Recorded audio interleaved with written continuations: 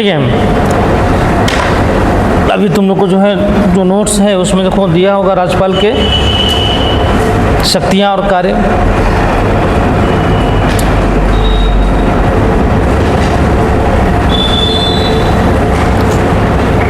ठीक है, तो नोट्स में देखोगे तो उसमें दिया हुआ है कि राज्य के राज्यपाल की शक्तियाँ और कार्य। ठीक है, अब राज्य के राज्यपाल के पास जो है कार्यपालिका, विधायी, वित्तीय और न्यायिक शक्तियाँ होती हैं, जो भारत के राष्ट्रपति के समान ही होता है। थोड़ा बहुत अंतर है लेकिन समान ही होता है। हालांकि राष्ट्रपति के पास जो है राष्ट्रपति के विपरीत जो है राज्यपाल के पास जो है राजनयिक, सैन्य या आपातकालीन शक्तियाँ नहीं होता है। ठीक है, बाकी जो है राज्यपाल को जो है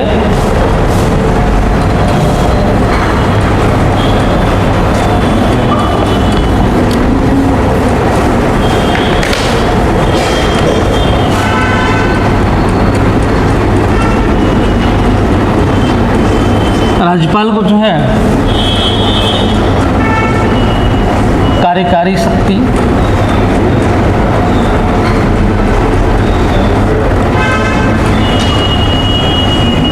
विधायी शक्ति,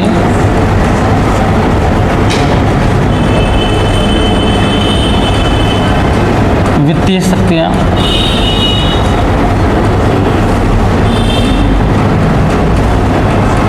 तथा न्यायिक जो है शक्तियाँ जो है इसको प्राप्त होता है। ठीक है, इसको जो है राजनयिक, सैन्य या आपातकालीन शक्तियाँ राष्ट्रपति के समान प्राप्त नहीं है। ठीक है, लेकिन जो है बाकी जो है राज्य के अनुरूप जो है कार्यकारी शक्ति, विधायी शक्ति और वित्तीय और न्यायिक शक्ति जो है इनको जो है प्राप्त है। जैसे अब राज्य के कार्यकारी शक्ति देखें राज्यपाल के,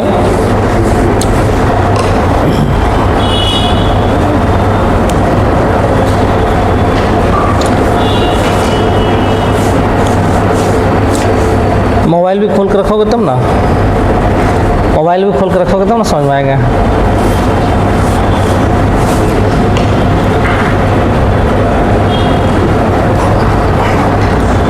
देखो कार्यकारी शक्ति देखो, अब राज्यपाल का कार्यकारी शक्ति क्या है। पहला पॉइंट उसमें है कि किसी राज्य की सरकार की सभी कार्यवाहियाँ, सभी कार्यकारी जो भी कार्रवाई होता है उसका औपचारिक रूप से जो है राज्यपाल के नाम पर ही जो है की जाती है। मतलब राज्यपाल चूँकि हेड है तो उसी के नाम पर जो भी कार्यकारी कार्यपालिका शक्ति होगा सारा का सारा जो है राज्यपाल के नाम पर ही होता है। दूसरा है वो ऐसा नियम बना सकता है जिसमें यह निर्दिष्ट हो सके कि उसके नाम से जारी और निष्पादित आदेशों और अन्य दस्तावेजों को किस प्रकार प्रमाणित किया जाएगा। मतलब जो है राज्यपाल जो है ऐसा नियम वो बना सकता है कि जो है उसके नाम से या उसके जो है जो भी आदेश है किस प्रकार जो है दस्तावेज जो है प्रमाणित किया जाएगा। अब उसके ऊपर है कि वो या तो वो खुद ही साइन करके दे दे या फिर वैसा कोई बना दे प्रोविज़न कि भाई मेरा और साइन का जो है ये है डिजिटल में डाल दो, चाहे कोई व्यक्ति है उसको वो कर देगा तो मेरा साइन मान लिया जाएगा। तो जो भी नियम वो बनाता है प्रमाणित करने के लिए, ठीक है, तो वो। तीसरा है वो राज्य के राज्यकाज से अधिक सुविधाजनक संचालन तथा मंत्रियों के बीच कामकाज के आवंटन के लिए नियम बना सकता है। ये राष्ट्रपति भी काम करता था। मंत्रियों के बीच अधिक सुगमता से संचालन के लिए मंत्रियों के बीच जो है विभागों का आवंटन या विभागों से संबंधित आवंटन से संबंधित जो है नियम को वो बना सकता है। क्या बोला? मुख्यमंत्री एडवाइस करता है, मुख्यमंत्री एडवाइस कर रहे हैं, लेकिन विभाग का बंटवारा राष्ट्रपति ही करते हैं। मुख्यमंत्री ये बोलता है कि भाई इस व्यक्ति को आप दे दीजिए, सलाह देता है, राष्ट्रपति उसको विभाग दे देते हैं। साइन करेंगे तब तो हो जाएगा। तो जनरली क्या होता है कि हाँ, जैसे राष्ट्रपति यूनियन में राष्ट्रपति विभाग का बंटवारा करेंगे, राज्य में जो है राज्यपाल करेगा, ठीक है, दोनों का समान है कार्य। तो सिंपल सा है कि जो है आवंटन जो होता है वो राष्ट्रपति और राज्यपाल, राज्य में राज्यपाल और वहाँ पे राष्ट्रपति, इन दोनों के द्वारा जो है किया जाता है। अब राज्यपाल जो है आवंटन जो करेगा वो अलग बात है कि मुख्यमंत्री के सलाह पे करता है, ठीक है। किसी भी मंत्री का नियुक्ति मुख्यमंत्री के सलाह पे करता है, किसी भी मंत्री को हटाना होगा तो मुख्यमंत्री के सलाह पे होगा, समझ में आया? तो ये सलाह के आधार पे ही होता है, ठीक है। लेकिन करता राज्यपाल है, तो राज्यपाल आवंटन से संबंधित कोई नियम बना सकता है, वो भी सलाह पे ही होगा, मुख्यमंत्री की सलाह पे ही होगा, लेकिन वो जो है आवंटन से संबंधित नियम कोई बना सकता है, ठीक है।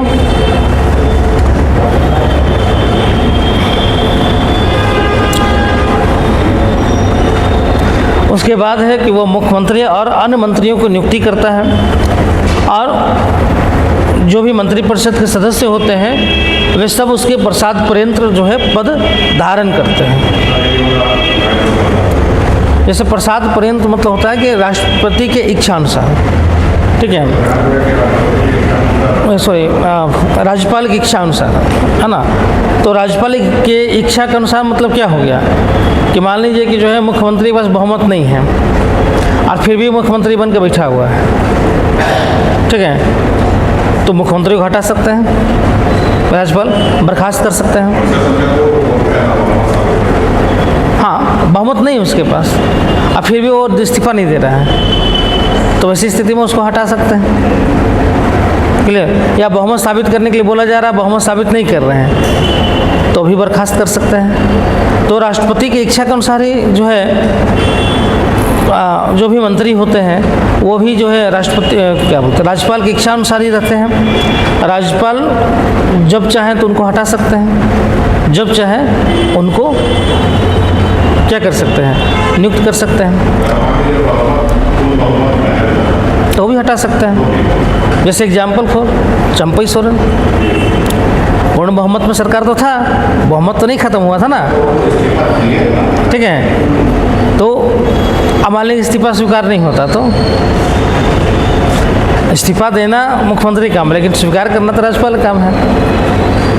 अगर मान लीजिए इस्तीफा स्वीकार नहीं होता तो फिर वो कैसे हटते हैं, है ना। तो ये डिपेंड करता है। तो मान लीजिए कि बहुमत अगर हो, है ना, तो जो है मुख्यमंत्री इस्तीफा देकर निकल सकता है। लेकिन अगर मान लीजिए किसी के पास बहुमत नहीं है, या मान लीजिए किसी के ऊपर मुख्यमंत्री के ऊपर जो है ये हो सकता है, जैसे एग्जाम्पल फॉर ले सकते थे कि मुख्यमंत्री हेमंत सोरेन का एग्जाम्पल ले सकते थे। जैसे मान लीजिए उनके खिलाफ जो है आरोप लगा, है ना, और आरोप अगर साबित हो जाता, रिपोर्ट आ जाता, और उसके बाद जो है राज्यपाल बोलते कि भाई आप अपने पद पे छोड़िए क्योंकि आपके ऊपर जो है आरोप लगा है ना, आप अपने पद को छोड़ दीजिए।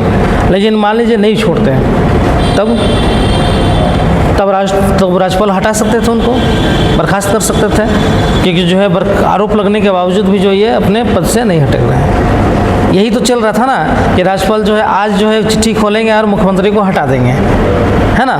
तो इसलिए जो है बोला जाता है कि जो है इच्छा अनुसार जो है वो पद धारण करते हैं। जनरली मुख्यमंत्री के बारे में बोला जाता है कि जो है अधिकतर समय जो है, चूँकि एक मेन उसका होता है कि बहुमत के आधार पर जो है वो अपने सरकार को बनाए रखते हैं, ठीक है। लेकिन कभी कभी ऐसा मौका आता है जब राज्यपाल जो है उनको हटा सकते हैं, कभी ऐसा मौका आता है कभी कभी, लेकिन जनरली वो बहुमत के आधार पर ही टिके रहते हैं। लेकिन जो विभिन्न मंत्री होते हैं उन मंत्रियों को हटाना राज्यपाल के अधिकार क्षेत्र में आता है, और वो सारे मंत्री परिषद के सदस्य जो है वो क्या होते हैं, राज्यपाल के इच्छानुसार ही पद धारण करते हैं।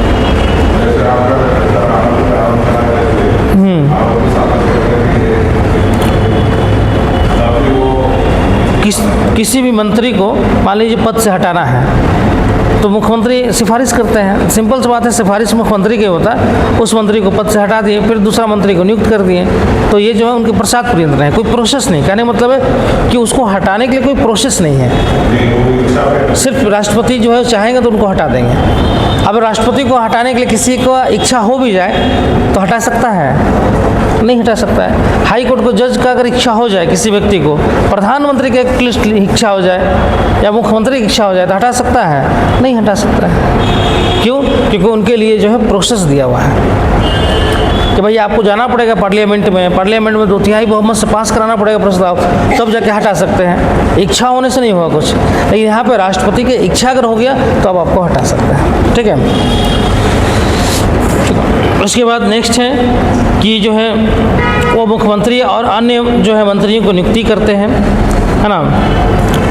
उसके अलावा जो है छत्तीसगढ़, झारखंड, मध्य प्रदेश और उड़ीसा, है ना, 4 राज्यों के लिए जो है आदिवासी कल्याण मंत्री का भी नियुक्ति करते हैं। जो बोला जाता है कि जो 94 संविधान संशोधन द्वारा जो है बिहार राज्य को जो है क्या बोलते हैं, बिहार राज्य को जो है इसको अलग रखा गया और झारखंड को इसमें शामिल कर दिया गया। पहले चूँकि बिहार झारखंड में शामिल था तो बिहार ही शामिल था इसमें, समझ में आया? नहीं, मतलब जो है केंद्र का ही होता है, राष्ट्रपति नियुक्त कर रहे हैं, मंत्री किसी व्यक्ति को बना सकते हैं वो, हाँ बना सकते हैं। ठीक है। तो अगर वो मान लीजिए कि झारखंड मान लीजिए कि जो है 4 राज्यों के लिए जो है आदिवासी कल्याण मंत्री हैं, तो 4 राज्यों में वो फोकस्ड करेंगे आदिवासी के लिए। ठीक है। तो वो राष्ट्रपति उनको नियुक्त करता है। ठीक है। तो बस ये ध्यान रखना कि बिहार को जो है 2006 में इसको हटा दिया गया। ठीक है। उसके अलावा जो है राज्य के महाअधिवक्ता को नियुक्ति करते हैं, जो यहाँ पे राज्य का एडवोकेट होते हैं उसको नियुक्ति करते हैं, तथा जो है उसका पारिश्रमिक निर्धारित करते हैं और उनकी इच्छा पर जो है वो पद धारण करता है। ठीक है। उसके बाद राज्य चुनाव आयुक्त की नियुक्ति करते हैं। ठीक है। या उनकी सेवा शर्तें और कार्यकाल निर्धारित करते हैं। ठीक है। लेकिन जो है पहले ही बताए थे कि राज्य चुनाव आयोग को जो है केवल उच्च न्यायालय के न्यायाधीश की तरह ही जो है उन्हीं आधारों पर हटाया जा सकता है जैसे उच्च न्यायालय के जो है न्यायाधीश को हटाया जाता है। ठीक है। उसके अलावा जो है राज्य लोक सेवा आयोग के अध्यक्ष और सदस्यों को नियुक्ति करते हैं। ठीक है। नियुक्ति ये करते हैं लेकिन उनको हटाया जा सकता है राष्ट्रपति के द्वारा ही। ठीक है। उसके अलावा जो है राज्य के प्रशासन से संबंधित कोई भी जानकारी या कानून के प्रस्ताव के बारे में जो है मुख्यमंत्री से जानकारी मांग सकते हैं। ठीक है। या किसी मामले पर जो है मंत्रिपरिषद में अगर विचार नहीं हुआ है कोई विषय कोई विधेयक पे, तो मुख्यमंत्री को बोल सकते हैं कि जो है आप इस विषय पर जो है मंत्रिपरिषद से विचार करने के लिए जो है आप कह सकते हैं। ठीक है।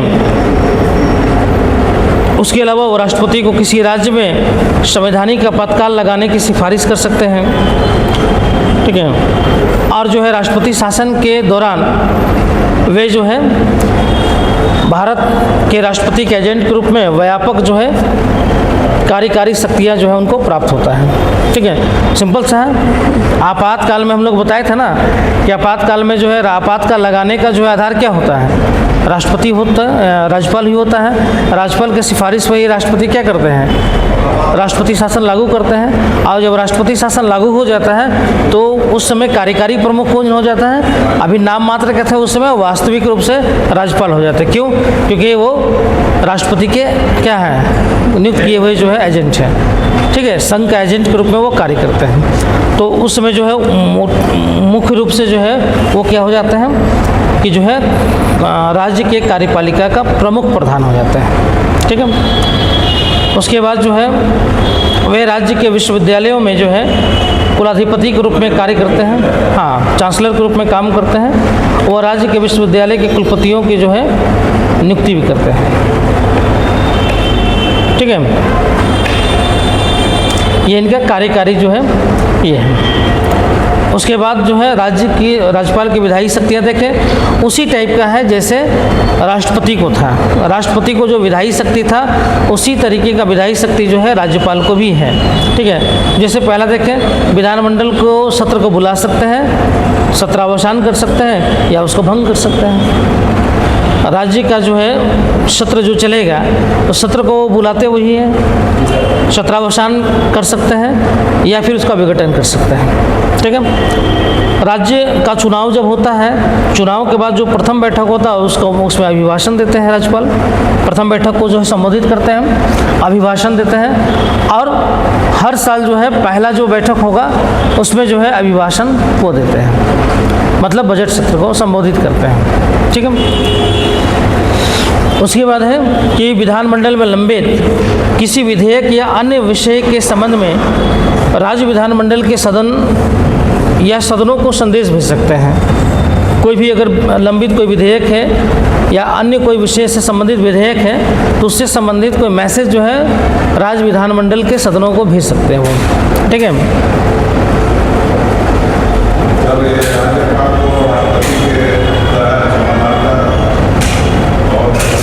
हाँ है, नहीं थोड़ा अंतर है, खाली दो तरीके से नहीं कर सकते हैं। राष्ट्रपति जो है उसमें सैन्य न्यायालय का भी क्षमादान कर सकता है, और पहला है कि जो है मौत, कोई अगर फांसी की सज़ा मिला उसको क्षमा कर सकता है। ये दोनों राज्यपाल नहीं कर सकता है। फांसी के सज़ा को माफ़ नहीं कर सकता है, और जो है सैन्य न्यायालय के फैसले के खिलाफ जो है राज्यपाल क्षमादान नहीं कर सकता। बाकी राज्यपाल राष्ट्रपति की तरह करता है।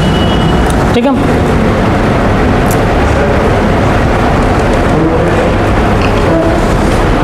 क्या बोला? Floor test. हाँ, फ्लोर टेस्ट तो उसमें क्या है?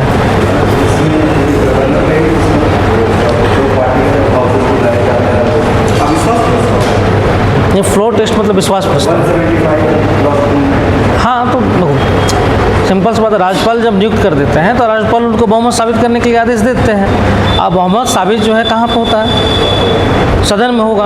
और सदन में जब बहुमत साबित होता है तो उस समय वहाँ पे सदन में कौन रेगुलेट करते हैं? विधानसभा का अध्यक्ष ही तो वहाँ पर रेगुलेट करते हैं ना कि फ्लोर टेस्ट में पास हुआ या फेल हुआ। राज्यपाल जो है उनको एक समय देते हैं कि आप जो है 15 दिन के अंदर में अपना जो है बहुमत सदन में साबित कर दें।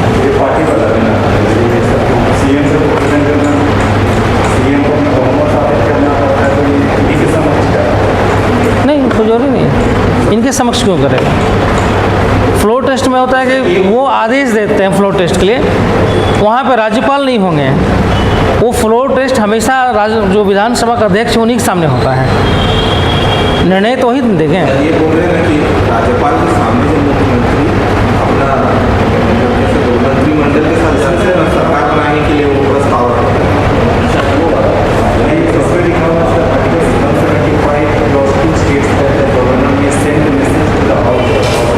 हाँ, सेंड टू मैसेज। हम क्या बोले? हाँ,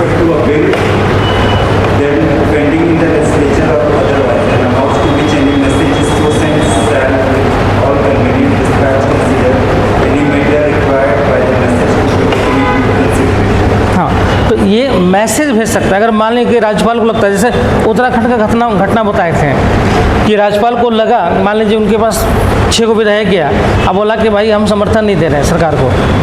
अब राज्यपाल को लगता है कि सरकार के पास बहुमत नहीं है, तो सदन को मैसेज भेज सकते हैं, सेंड द मैसेज कि भाई जो है मुख्यमंत्री अपना जो है बहुमत साबित करें, क्योंकि बहुमत आपके पास है नहीं, साबित करें कि आपके पास बहुमत है।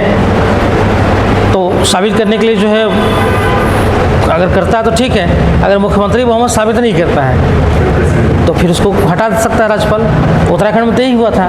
उत्तराखंड में 6 जो है कांग्रेस का विधायक जो है वो राज्यपाल के पास चला गया और बोला कि भाई मेरा समर्थन पत्र जो है सरकार को हम वापस लेते हैं।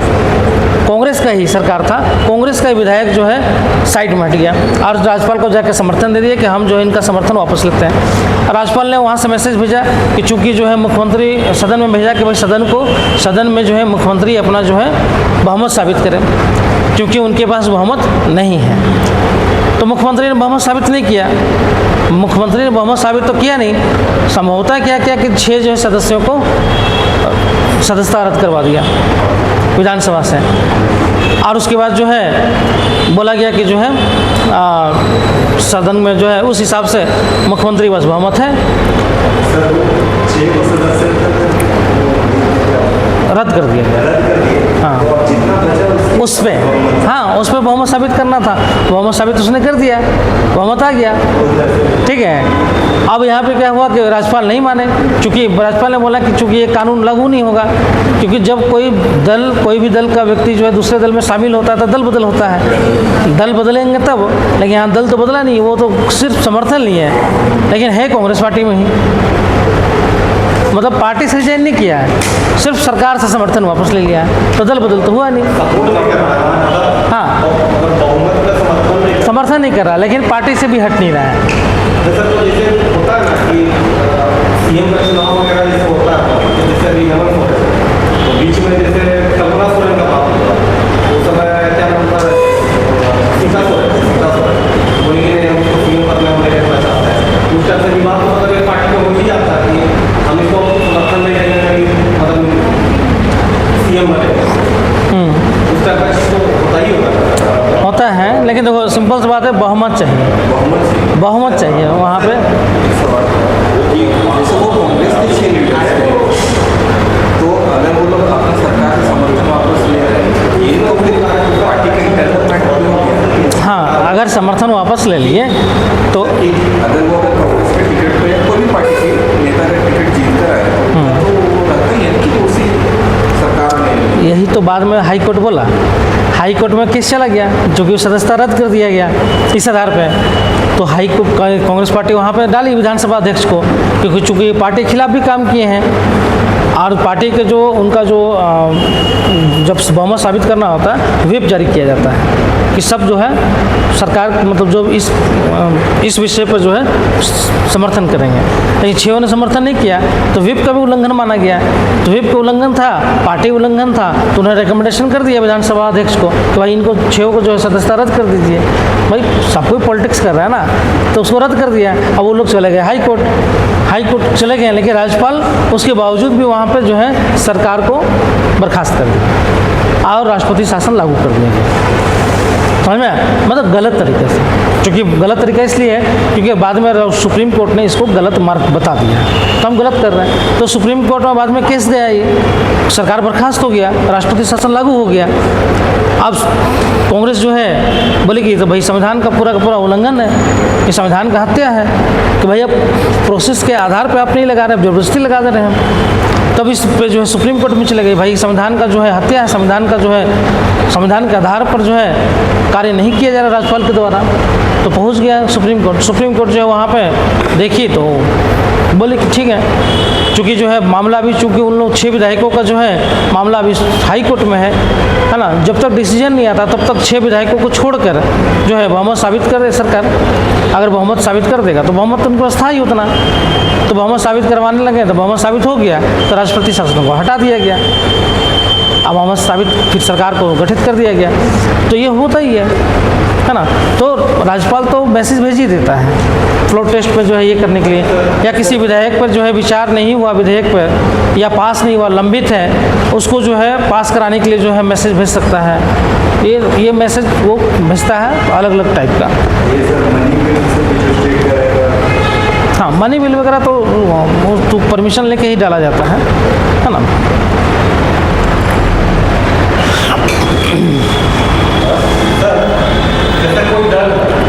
क्या है, जैसे कोई भी दल है इलेक्शन लड़ा रहा है, जैसे कांग्रेस है झारखंड में लड़ रहा है, तो सर मतलब जो भी अपना पार्टी से मतलब जिसको विधायक के लिए लड़वा रहा है, तो सर कंडीशन वहाँ पर रखा होगा सर वोट पेपर जो भी किसी भी सीधा सा बात है कि सर आप उधर से लड़ रहे हैं तो उधर का सरकार आपको बनाने के लिए तो आपको तो यही हो समर्थन करता है मतलब कांग्रेस से लड़ रहा है, मान लीजिए वो बात का समर्थन नहीं रहेगी, इसका मतलब क्या बोलेगा फिर सर मतलब पूरा तो बर्बादी है सर, कोई फायदा नहीं है लड़वा के लिए, कोई फायदा नहीं है, सरकार ही नहीं बनेगा, तो किस पे भरोसा करे किस पे नहीं करे।